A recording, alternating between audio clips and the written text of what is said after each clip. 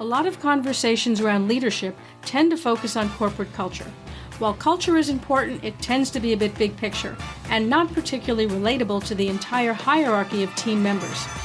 This is where purpose can play an important role in helping support both individual team members to find more fulfillment in their work, as well as creating a greater sense of direction for teams. If you're wondering how a company can inspire people to change the world, then this is the podcast for you. I'm Jane Singer, and thank you for joining me here today on A Seat at the Table. It's great to have you as part of our international community that now includes industry leaders in over 100 countries. I'm delighted to welcome our colleagues from around the world who listen to this podcast to learn from the many outstanding people who share their insights, experience, and expertise on this show. In this episode, I'm talking with Dr. Ahktar Badshah, creator of Purpose Mindset Workshops and author of Purpose Mindset, How Microsoft Inspires Employees and Alumni to Change the World. Dr. Badshah is a seasoned executive with over 30 years' experience in international development, managing a corporate philanthropic program, and co-founding a global nonprofit for social enterprise. He led Microsoft's philanthropic efforts for 10 years, where he administered the company's community investment and employee contributions. In this episode of A Seat at the Table, he'll be discussing the game-changing value of focusing on who you want to serve as opposed to who you want to be, how your values and mission combine to create your purpose, why purpose accountability, being transparent with your purpose, is crucial, why we should prioritize being effective over being efficient, and why doing things the right way might not be as rewarding as doing the right thing. Before we get started, if you have ever wondered how you could get to be a guest on a podcast, then you might want to take a look at Your Seat at the Table, a new course that will show you step by step everything you need to know to land those coveted spots on podcasts, the kind of spots that will help you gain visibility and grow your authority. You can find out more about this course on our podcast website at seatpodcast.com. That's SEAT podcast.com. Now let's sit down with Dr. Badshah and find out why having a purpose mindset can help us to not only be more successful, but to live a more fulfilling life. I really want to thank you for taking the time to join us here at A Seat at the Table, because I think that what you have to share is something that really needs to be heard and needs to be considered by everyone these days. Starting with what you say, I just want to make sure I'm quoting you correctly, what you refer to as a purpose mindset. You advise people to focus on who they want to serve as opposed to who they want to be, particularly in what I might call a me-centric world. What can people do to shift their focus to purpose? Yeah, so that's an excellent question, right? So we've kind of grown up in this environment of a growth mindset. Right. Carol Dweck famously wrote her seminal work that we should not have a fixed mindset, but have a growth mindset. In fact, there are some new studies that are coming out that people should have both a growth and a fixed mindset and not just a growth mindset. I am arguing that we should actually have, beyond having a growth mindset, a purpose mindset. And part of the reason is that the purpose mindset has made us very individualistic. The focus has been on the me. Right. Me first, and then everything else second. However, the last 2.5 years with the pandemic, it has shown every single individual in the world that they are interconnected. Every single person has been affected, and over 50 million people in the US have actually started seeking other things to do in their work. They're all seeking for meaning, but they have not discovered what meaning they want in life because they are more focused on what they want to be rather than who they want to serve. So I am essentially asking people to really focus on their purpose. Why do you exist? Versus the how you want to exist. Yeah, I think that's a really interesting sort of a challenge to put forward to people, because you're right. People have been led to believe that you need to focus on yourself.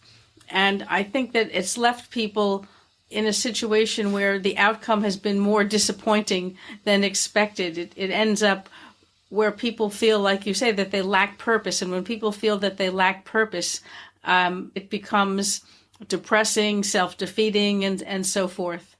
One of the things that I'm arguing is, look, growth is important, right? But it is between you and your work. You grow, your work becomes better, you get the rewards, and it becomes this duality between the self and the performance. Purpose introduces the trinity of the community. It asks the question why you want to grow.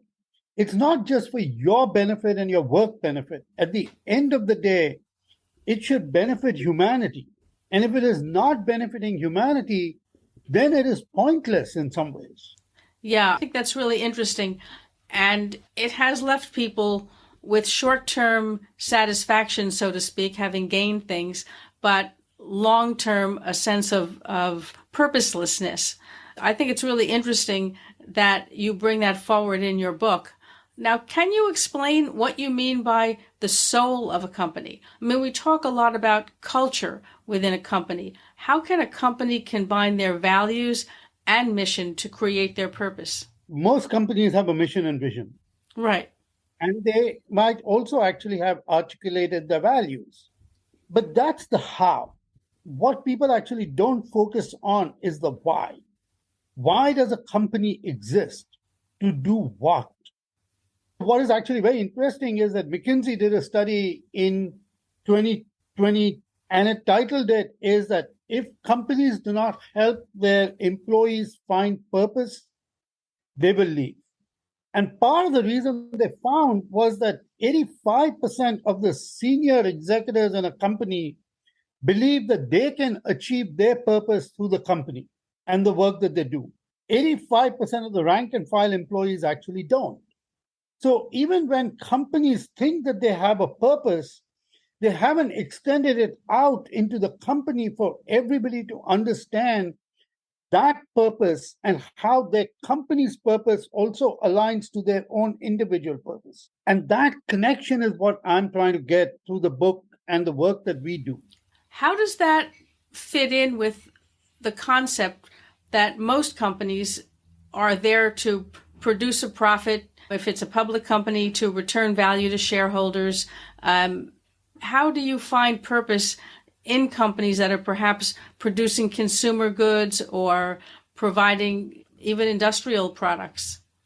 Actually, what you do doesn't matter. It is why you are doing it, right? So I'll give you an example. We are working with a company called iCertis, which is a 5 billion capitalization. It has not gone public. It has about 2,000 employees.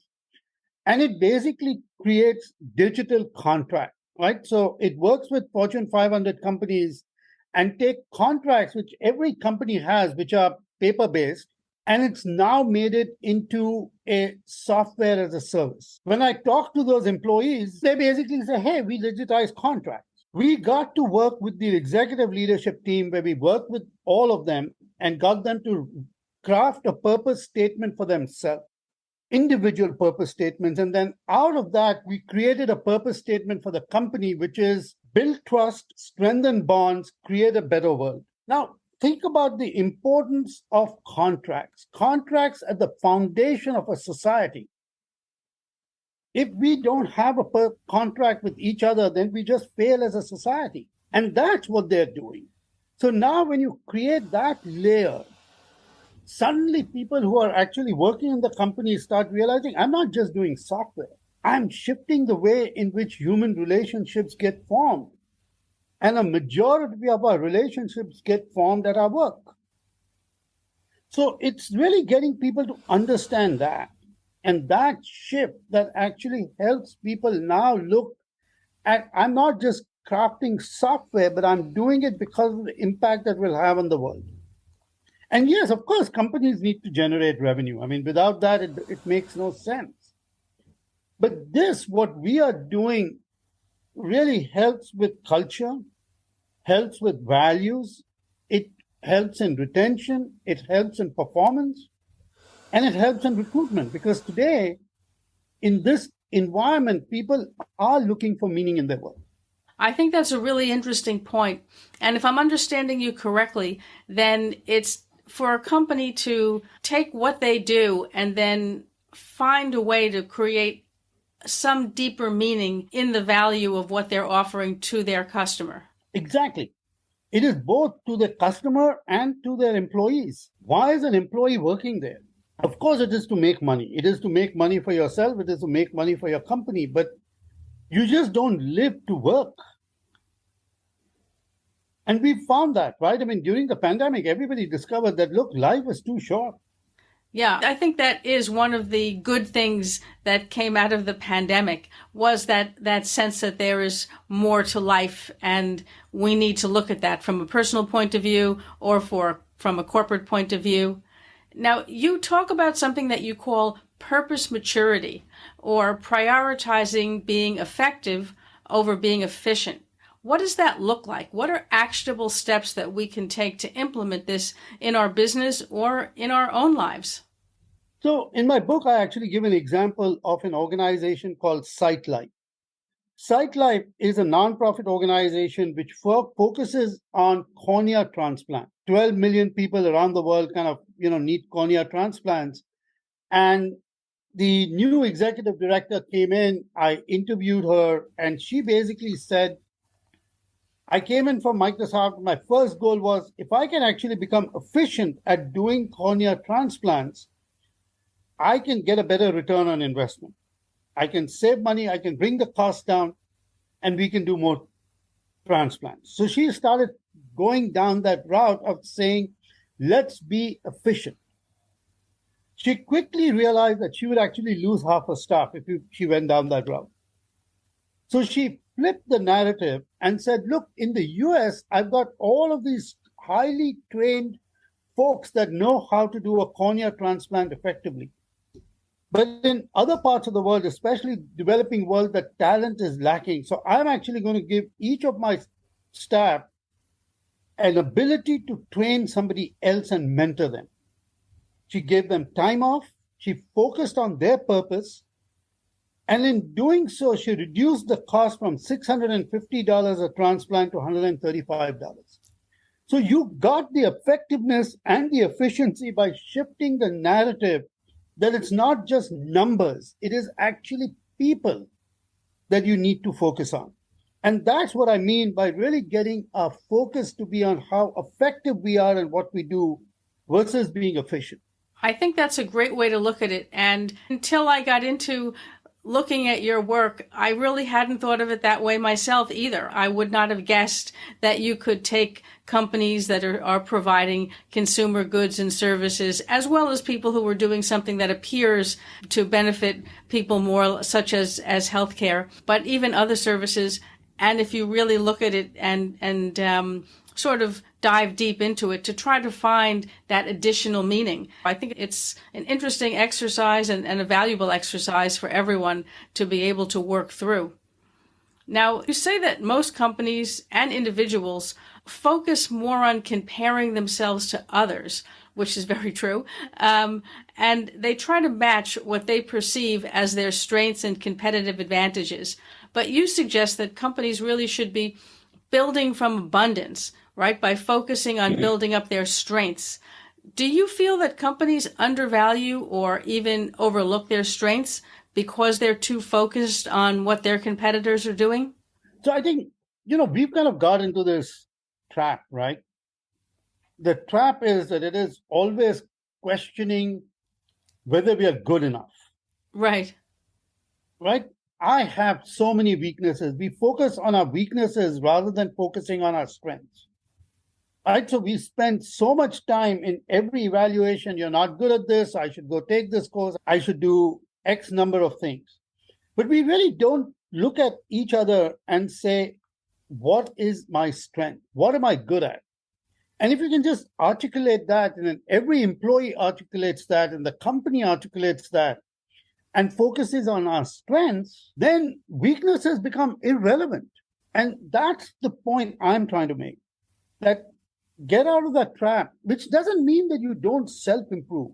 But we tell our kids all the time, we never ask anybody, what are you good at? Right? What do you really enjoy doing? And say, let's do more of that.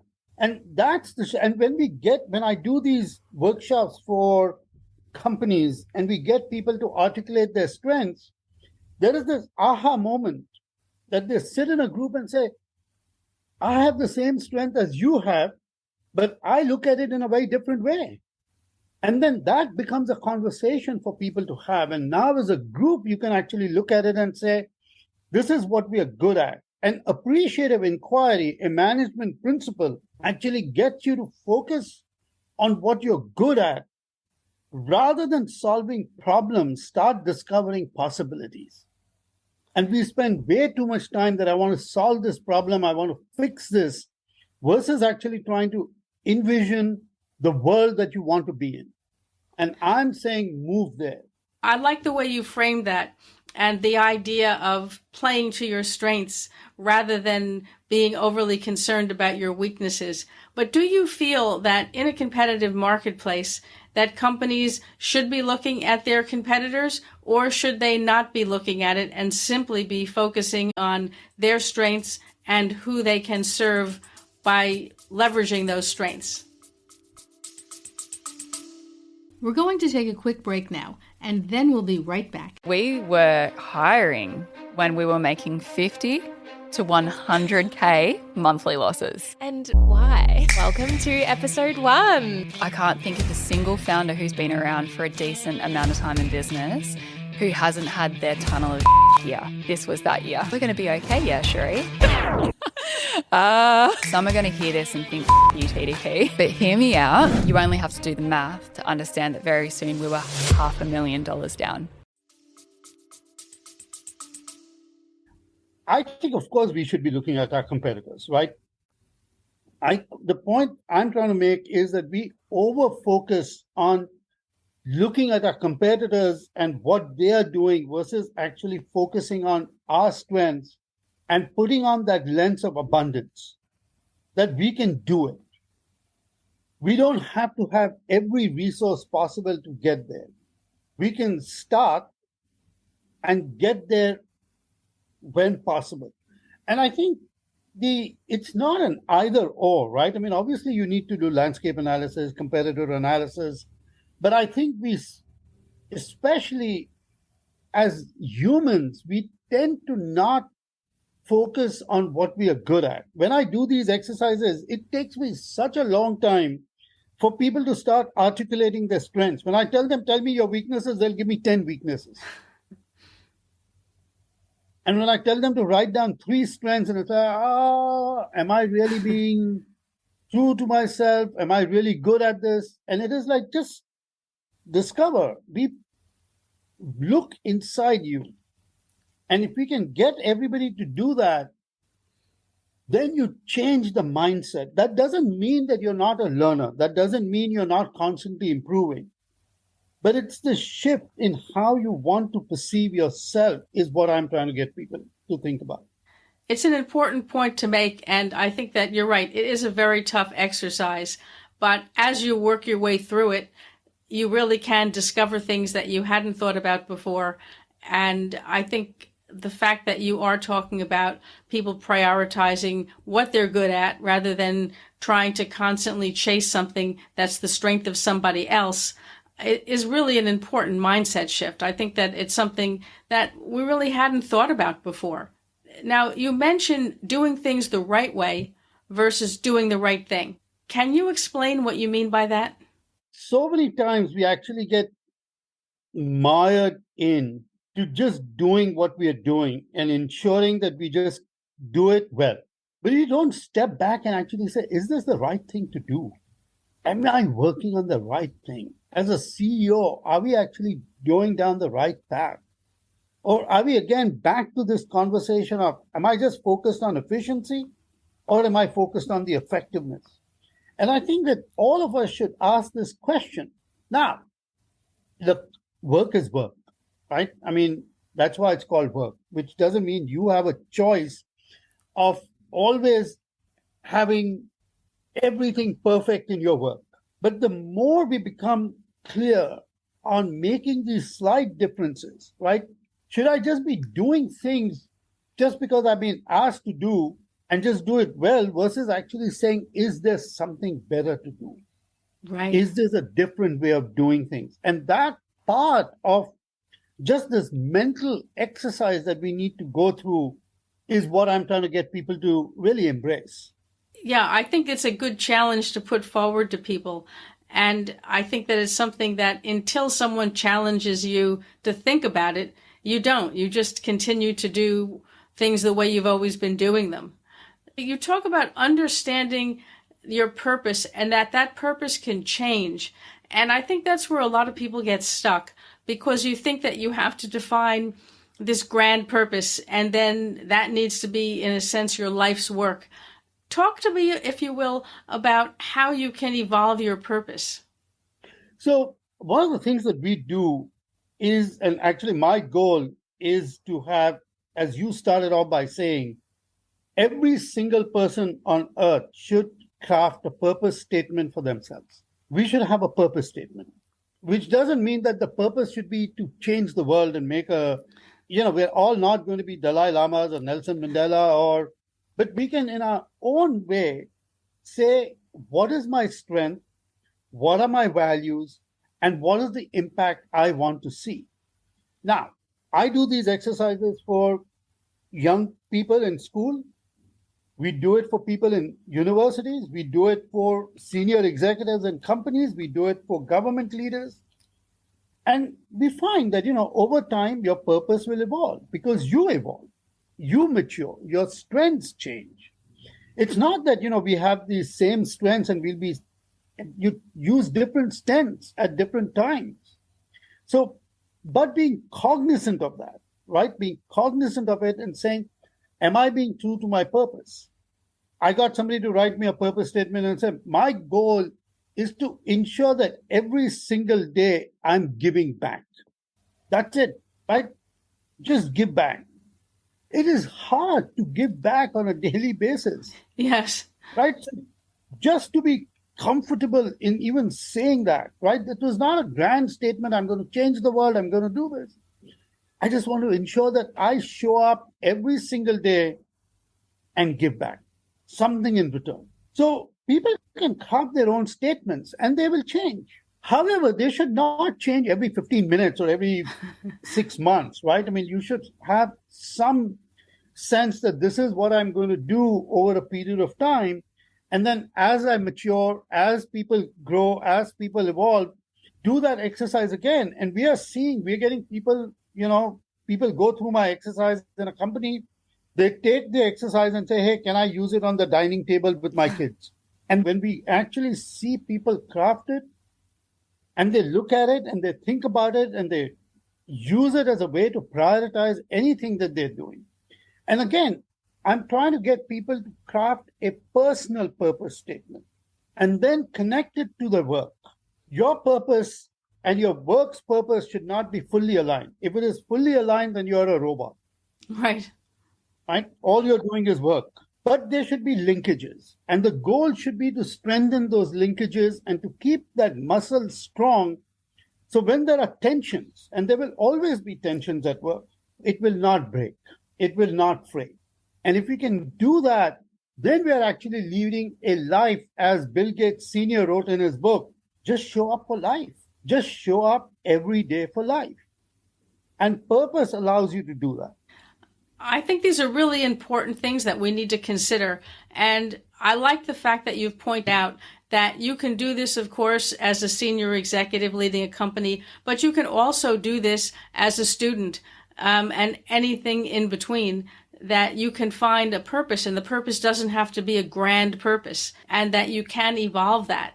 So I think, in a sense, you give people permission to set a purpose that's achievable for them at that particular time in their life, but then not to feel that they've sort of backed themselves into a corner, that they can evolve it and modify it as circumstances change. So I think that's such an important thing to bring up for people.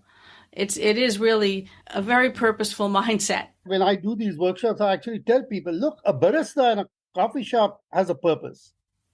A bus driver has a purpose. A Right. custodian in a school has a purpose. An orderly in a hospital can have a purpose. A CEO of a company may not have a purpose.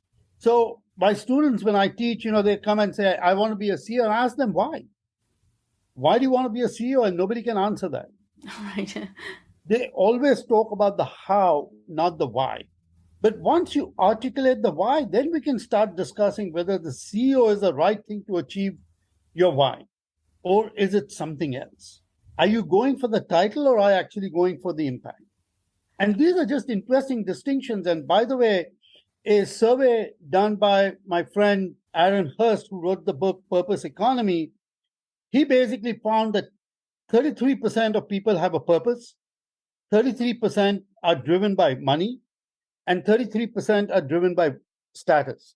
And there is no value judgment. There are times where you're driven by money because that is really what you need. There are times when you're driven by a title.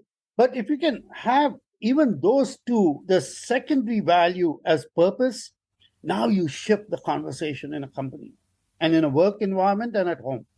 Yeah, I think these are such good things for us to think about. Now, where can we find your book, Purpose Mindset? Well, the book is on Amazon. Okay. And, it's available. We are also encouraging companies, organizations to work with us to help develop a purpose statement for individuals. You asked about, companies that are doing ordinary things. How can they have a purpose? I just got contacted by a company called Helen of Troy. Helen of Troy is a company which actually produces mostly household goods, kitchen gadgets, bottles, knives. And they came and said, we are having a leadership meeting, 80 of our senior executives, and we want you to do this purpose mindset exercise with us. Because we've acquired so many different companies, and we really all want to get aligned around purpose. So every company can have that. And that's really what we are encouraging people to think about. Yeah, I think that is a very important corporate exercise. Now, how can people connect with you? I think a lot of people would probably want to be able to reach out to you. Where can they find you? I mean, I'm they can search for me. I'm on LinkedIn. Okay. The most easiest thing is connect with me on LinkedIn, send me a note. I'm happy to chat with anybody. We have a website, go there, which is purpose-mindset.org, and connect with me there. But the most important place that you can actually connect with me is on LinkedIn. It's just Ahktar Badshah. There is nobody else by that name. Okay. Well, I'm going to include all of those links in the show notes. And I want to thank you so much for taking the time to be on the show. I've learned a tremendous amount from you. I'm sure everybody else did too. So thank you so much.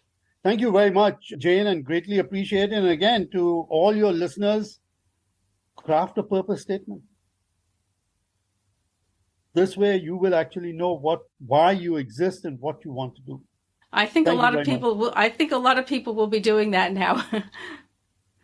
Yeah. Thank you for joining me here on A Seat at the Table. If you enjoyed this episode or learned something from it, I'd love to hear about it. If you'd like to support the show, please hit the subscribe button. And if you can take a minute to leave a review on Apple Podcasts or other channels, that would be fabulous. Don't forget to check out our podcast website, seatpodcast.com. That's SEAT podcast.com. You'll find all kinds of bonus content there, including free ebooks, productivity resources, and a preview of upcoming podcast episodes. And while you're there, take a look at Your Seat at the Table, a new podcast course that will show you step-by-step exactly what you need to do to land those prestigious guest spots on podcasts. Being a guest on a podcast is a great way to gain visibility and grow your authority. Your Seat at the Table gives you a detailed roadmap with templates to show you exactly what you need to do to achieve this. So head on over to seatpodcast.com. And if there's something you'd like to share, ideas, suggestions, or comments, please feel free to reach out. I'd love to hear from you. Thank you again for joining me today and being part of our international community. I'm Jane Singer, and I'll see you in the next episode of A Seat at the Table.